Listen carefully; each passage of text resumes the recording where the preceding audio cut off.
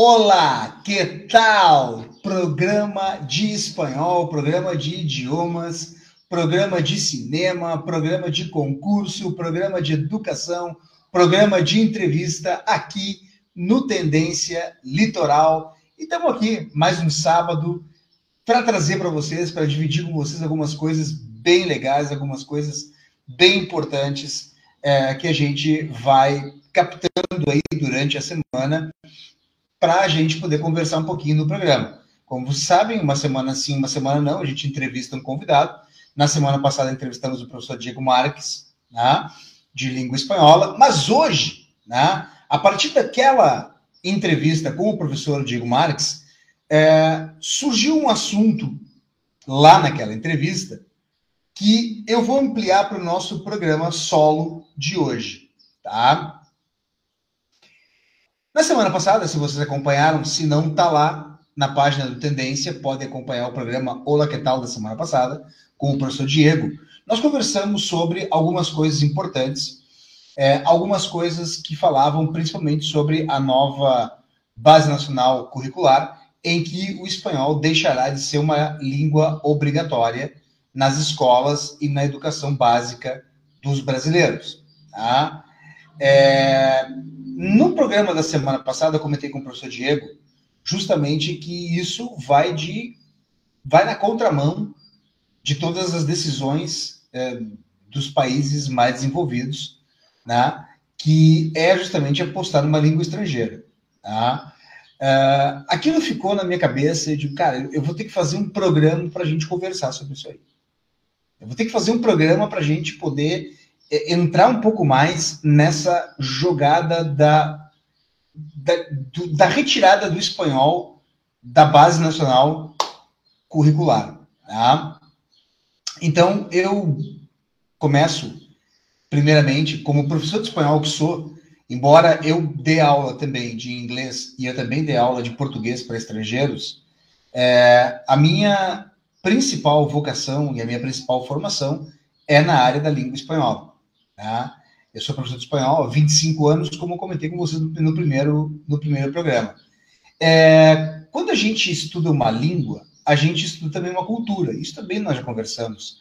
Né? Abordamos também isso já com o professor Rafael Dupont, o nosso primeiro entrevistado.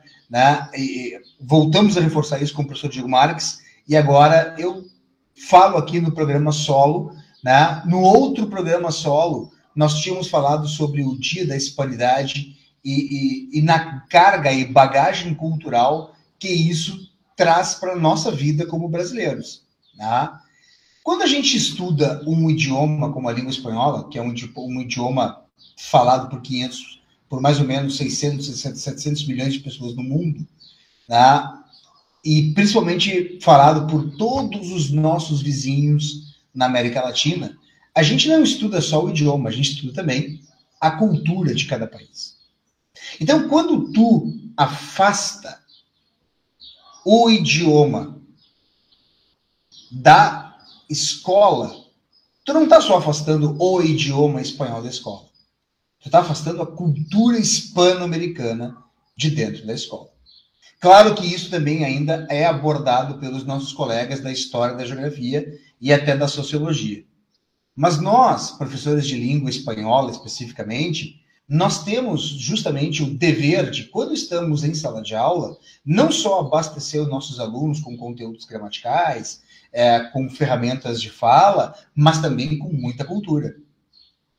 Quando a gente afasta o nosso aluno da língua espanhola, a gente afasta o nosso aluno do conhecimento de grandes autores como Federico García Lorca, como Antônio Machado, como Ernesto Sábato, Gabriel García Márquez, Mário Vargas Llosa, tá? Eduardo Galeano, Julio Cortázar e tantos outros que, se eu não falar algum, eu vou estar cometendo uma injustiça. Tá? Então, eu digo o seguinte, o retirar a língua espanhola das escolas é uma temeridade. é tu tirar a cultura. O nosso aluno, ele já não anda sendo muito com a natureza. À medida que nós diminuímos isso, e claro, obviamente que o nosso aluno, ele deve saber a matemática, deve saber se comunicar no seu próprio idioma, isso eu também não tiro. Mas em todos os países que têm um certo desenvolvimento, se aposta sempre, não em um idioma, mas em dois idiomas. Dois idiomas. Em países como Espanha, pessoal, eu não estou falando aqui de países mega ricos, né? Estou falando aqui de países num patamar econômico parecido com o do Brasil. Então, eu vou colocar aqui a Itália, Portugal, Espanha, França, tá? Que são países com um potencial econômico parecido com o nosso. Nas escolas de educação básica desses países que eu mencionei, o aluno não só aprende o idioma nativo, como aprende mais dois idiomas. Um obrigatório e um segundo idioma optativo.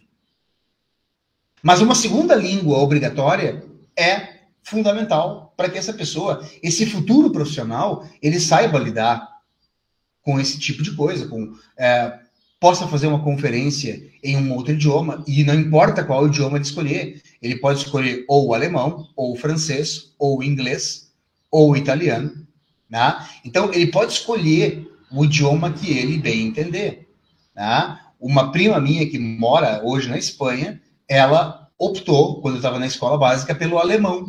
E ao optar pelo alemão, ela conseguiu um emprego na Alemanha e casou com um alemão e hoje em dia mora na Alemanha.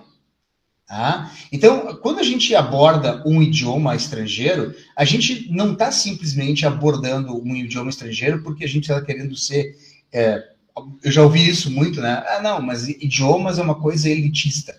Concordo que durante muito tempo foi elitista porque a gente só tinha a busca do idioma 2, da língua 2, quando nós buscávamos um curso. E aí era mais complicado fazer o pagamento desse curso. Mas hoje em dia, a língua 2 é oferecida dentro da escola. Inglês e espanhol. Tu vê que coisa interessante. Se o aluno é capaz de aprender inglês e espanhol, esse cara, como nós já falamos aqui no programa Olá, que tal? Ele é capaz de se comunicar de forma direta com aproximadamente 1,5 bilhão de pessoas ao redor do planeta. Isso por baixo, porque quando o cara fala inglês, obviamente que tu consegue chegar em lugares que tu não imagina, porque o inglês hoje em dia, e não importa as questões que levaram o inglês a esse nível de dominação, mas o inglês hoje em dia, tu consegues conversar com pessoas no Japão, na China, né? Na própria Rússia, né? Se fala também em inglês, e se aprende o inglês. Em Israel, não há um único habitante de Israel que não fale a língua inglesa. Eles falam o hebraico e falam o inglês. E muitos deles ainda falam o hebraico, o inglês e o árabe. Então, a gente quando falam na retirada da língua espanhola, da obrigatoriedade, não da retirada, mas da obrigatoriedade da língua espanhola, a gente caminha num lugar meio, como eu falei para o Diego, pantanoso. Né? É um terreno pantanoso, porque nós estamos tirando desse aluno uma possibilidade muito forte. Né?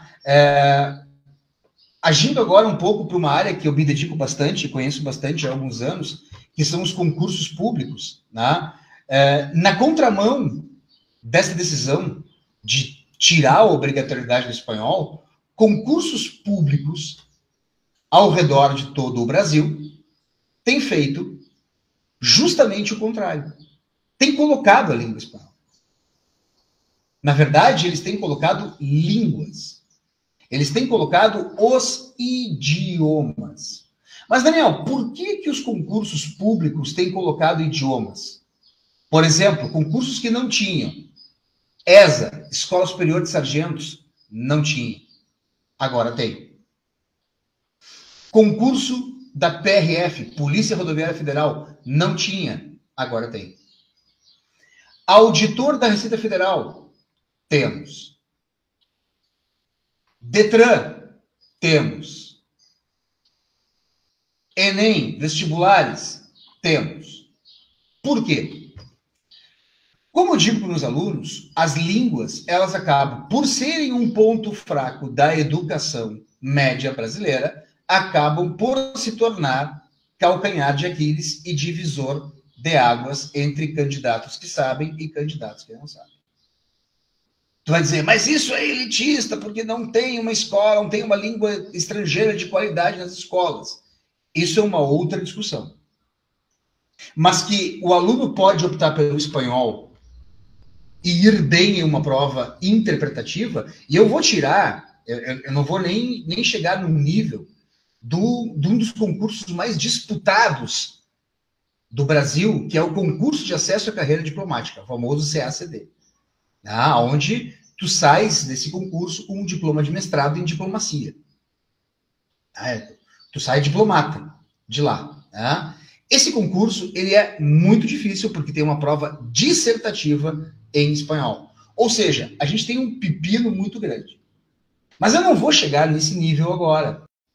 Ler e entender a mensagem, tanto do texto como do enunciado da questão, se torna imprescindível. Mas e se esse texto ele se apresenta em espanhol? Bom, aí nós temos um problema. E aí é nesse ponto que eu vou. Julio Cortázar, Ernesto Sábato, Gabriel García Márquez, Pablo Neruda, Mário Vargas Llosa, Federico García Lorca, autores espanhóis que caíram tanto no Enem como na PUC, e na URGS e em outras provas de vestibular. E, obviamente, no Enem. Então, o que acontece? Se eu sei, se eu estudei numa escola que abordou esse tipo de tema, eu vou entrar numa prova interpretativa e eu vou ser capaz de ler aquele texto em espanhol. Eu não estou nem entrando na questão do inglês. Por quê? Porque em inglês, o aluno que opta por fazer um concurso na língua inglesa, ele tem que saber que a base dele é, no mínimo, boa. No mínimo, boa. Regular, Daniel. Regular não dá. Tu vai ser eliminado na prova. A prova do concurso de acesso à carreira diplomática, por exemplo, que tem inglês, espanhol e francês, tem prova escrita e interpretativa de inglês, prova escrita e interpretativa de francês, prova escrita e interpretativa de espanhol. Então, a língua 2, ela é usada desde sempre em provas de concurso. E, de repente, ela é retirada como obrigatoriedade na Base Nacional de Currículo. Quer dizer, isso é absurdo, né?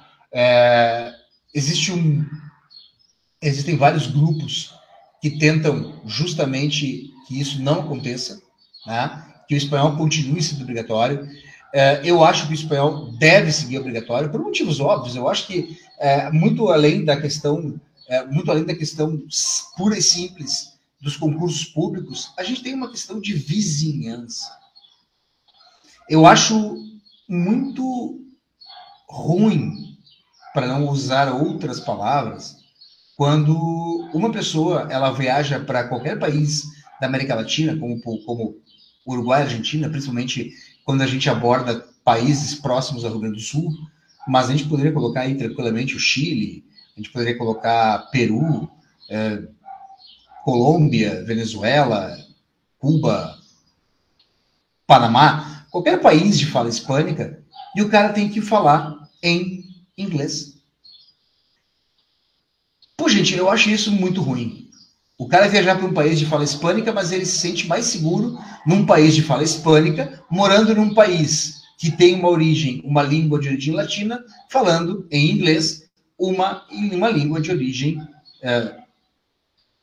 germânica, celta e assim por diante. Eu amo inglês, não me entendam mal os professores de inglês, as pessoas gostam de inglês, eu amo inglês e sou professor de inglês. Mas eu acho que o inglês é para ser falado em países em que, por exemplo, como eu te comentei antes, o Japão ou a China.